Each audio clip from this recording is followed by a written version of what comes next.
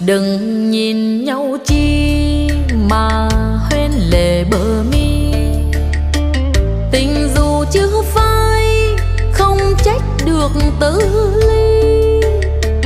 Ai biết đời mai sau bao giờ, ai biết đâu ngờ tình hai chúng ta lẽ nào phôi pha.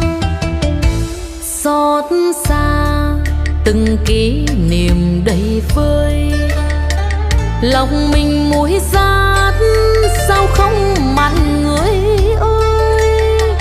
Trăng nước còn đây anh đâu rồi ngăn cách phương trời, hận tình khóc tang trọn đời riêng